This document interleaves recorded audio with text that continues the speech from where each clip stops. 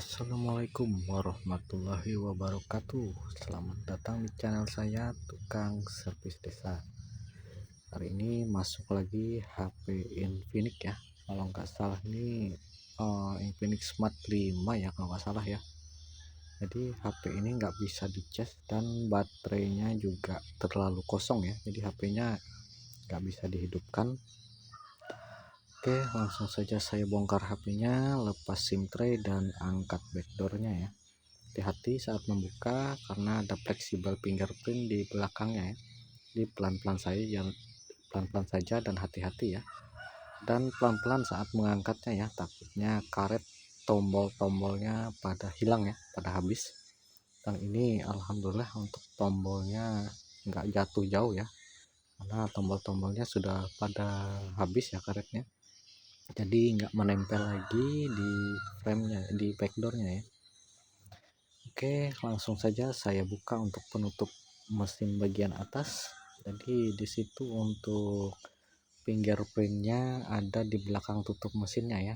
Jadi pelan-pelan saat mengangkat takutnya mengenai fingerprintnya ya. Oke, di sini HP-nya ini terlihat sudah pernah diservis ya sebelumnya. Untuk baterai sudah pernah diganti ya. Nggak tahu kalau yang lainnya ya, yang pasti untuk baterai sudah pernah diganti dan ini masih ini ya, kayak baru ya, masih ya. Oke, jadi di sini saya akan coba fokus ukur dulu pada tegangan baterainya, apakah voltasenya cukup atau tidak ya.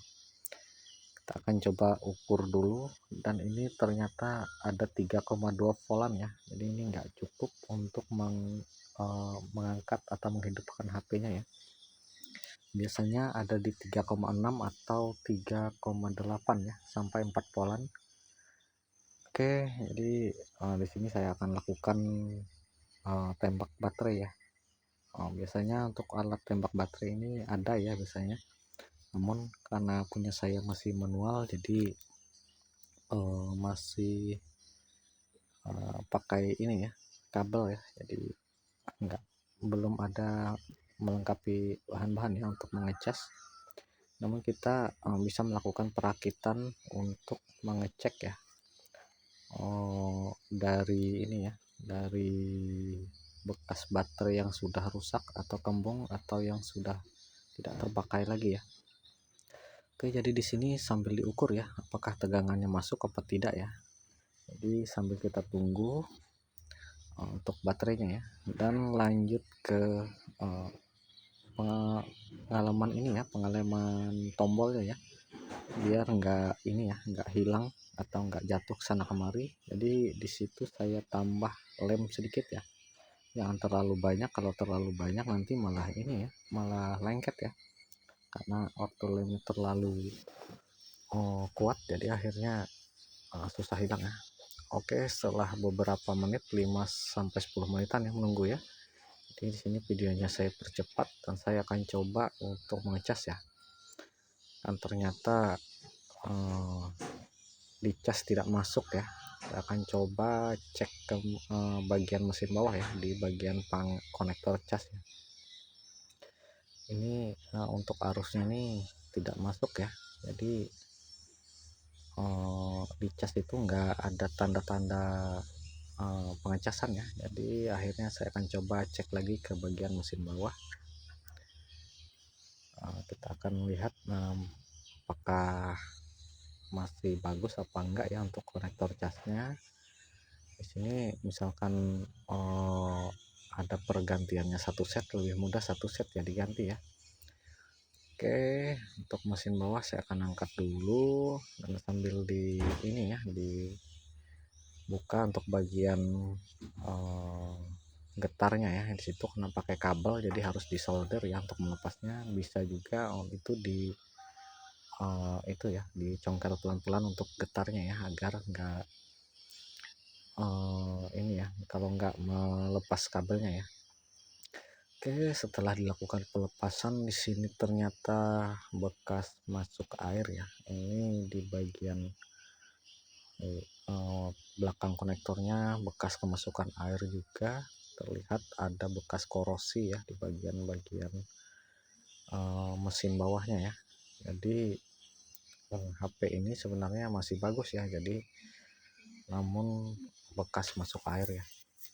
Oke, untuk bagian konektornya sudah saya lepas, jadi tinggal melakukan pembersihan sisa-sisa timah lama dan diganti dengan konektor cas yang baru ya, karena sebelumnya sepertinya HP ini sudah pernah diganti juga ya untuk konektor casnya.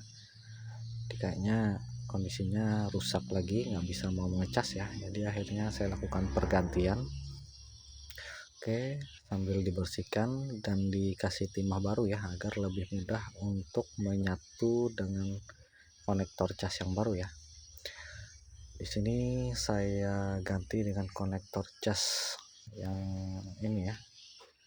Jadi sebelum melakukan pemasangan untuk pin-pin di belakang konektor cas baru, saya tambah timah baru ya, agar lebih mudah menyatu dan lebih cepat ya pemasangan.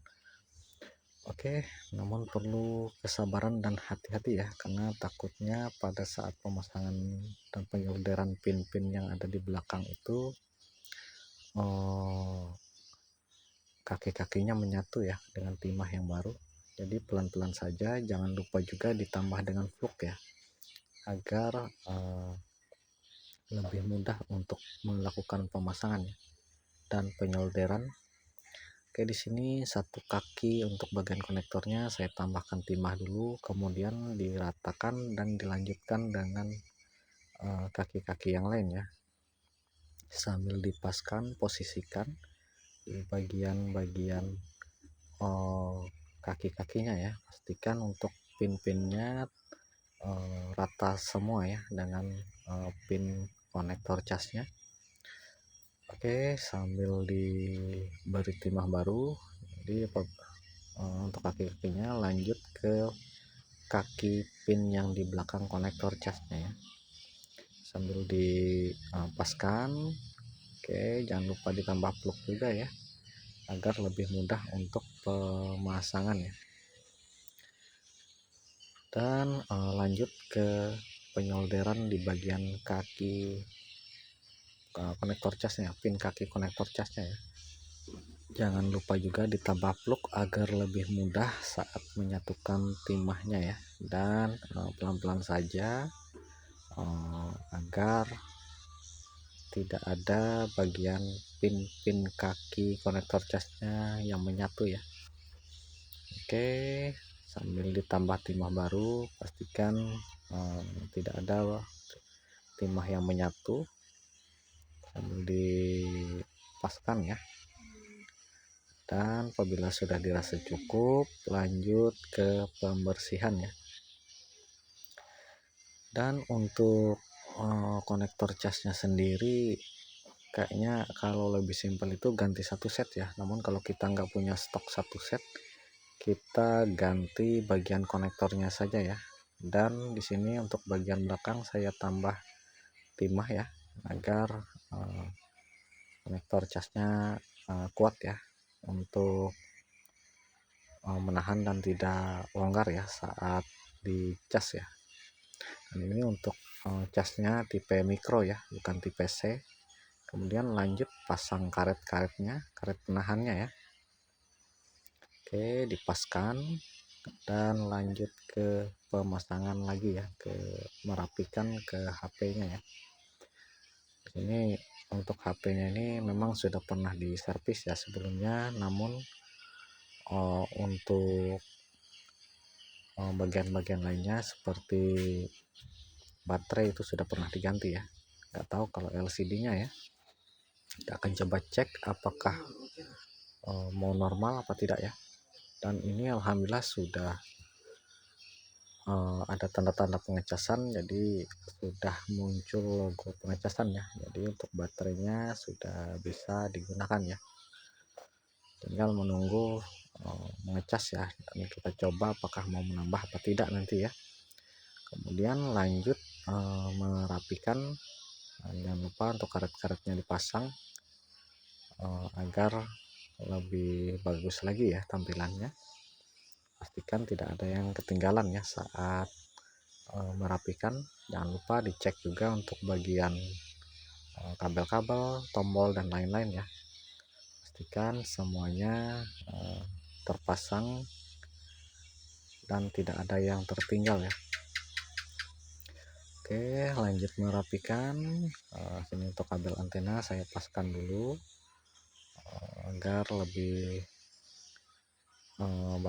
rapi lagi ya. Jadi karena itu kabel antenanya terangkat ya, jadi dirapikan kembali. Kemudian sebelumnya saya akan coba pasang kembali ya untuk bagian belakang casnya, dan jangan lupa ya disolder untuk bagian getarnya ya. Nanti kalau nggak disolder itu malah ini ya, nggak ada getarnya. Jadi pastikan semuanya tidak ada yang terlupa ya sebelum merapikan dan dikembalikan ke usernya. Oke, lanjut pasang tutup mesin bawah dan rapikan HP-nya ya. Oke, setelah dilanjut mesin bawah, lanjut ke mesin atas, tutup mesin atas. Jangan lupa untuk baut-bautnya dan lain-lain sudah terpasang sempurna ya, agar pas user datang HP-nya sudah down ya. Dan semoga HP-nya awet ya, pastinya mudah-mudahan HP usernya awet dan tergantung dari pemakaiannya ya. Oke, alhamdulillah untuk pemasangan dan pengecasan baterai sudah selesai, tinggal merapikan dan konfirmasi ke usernya ya. Dan terima kasih yang sudah menyaksikan.